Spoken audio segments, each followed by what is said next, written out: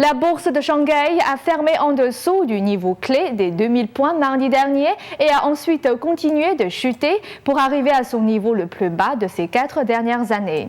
Jeudi, le marché est remonté de 0,1% avant de remonter et de fermer en baisse de 0,5%, soit le niveau le plus bas de ces 4 dernières années. Cette semaine, les marchés financiers chinois et en particulier les bourses de Shanghai et de Shenzhen ont ouvert en baisse et ont chuté. L'indice boursier de Shanghai est tombé sous la limite psychologique des 2000 points à 1991,17 points, soit le plus bas niveau de ces 46 derniers mois.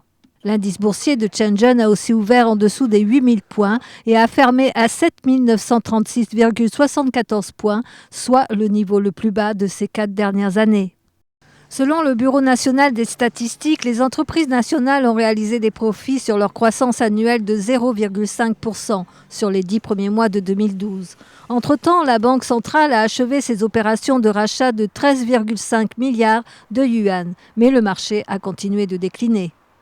Selon les observateurs, bien que les données continuent de montrer de la croissance, les entreprises n'en profitent pas. De nombreuses entreprises veulent être cotées en bourse juste pour collecter les fonds, sans en prendre compte les retours sur l'investissement. Pour investir en bourse, il faut être optimiste sur l'avenir de l'entreprise et son niveau actuel de profit. La majorité des entreprises ont une marge de profit peu élevée et leur taux de retour est moindre que la croissance économique. Dans ces conditions, on est sûr de perdre parce que la bourse ne garantit pas le prix. Les médias de Chine continentale ont rapporté que plus de 90% des investisseurs en Chine avaient enregistré des pertes en 2012. Mais selon les investisseurs, le nombre est plus élevé. 90% est une estimation basse, on pourrait dire 95%.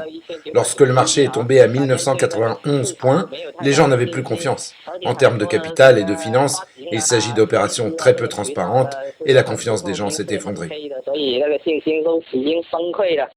La bourse chinoise a été critiquée pour ses problèmes institutionnels et le fait qu'elle se concentre sur le refinancement en négligeant la régulation des cotations.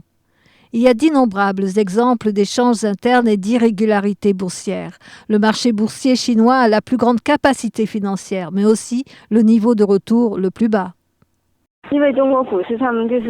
Aujourd'hui, il ne reste que les pauvres dans la bourse chinoise. Ils sont coincés. Le régime s'en fout, le PIB continue de croître, mais tous les bénéfices vont à ces responsables riches qui ont transféré leur argent dans des pays étrangers. Le marché entame sa 3e année de perte continue. L'index de Shanghai est à la traîne de 10% environ cette année, après avoir perdu 22% l'an dernier et 14% en 2010. Lorsque la bourse se trouvait au-dessus de 6000 points, beaucoup de gens, même les vieilles dames, s'y sont intéressés. Finalement, certains ont perdu leur argent et dans certains cas, tout leur argent. C'était très courant. Aujourd'hui, la bourse est tombée à 2000 points. Qui veut aller en bourse, tout le monde va perdre. Lors des 3 premières sessions de cette semaine, le volume quotidien moyen des opérations tournait autour de 11 milliards de dollars. Ces derniers jours, les salles boursières ont été très calmes. Les investisseurs présents ont déclaré qu'ils n'étaient pas surpris de voir les prix tomber. Nouvelle NTD.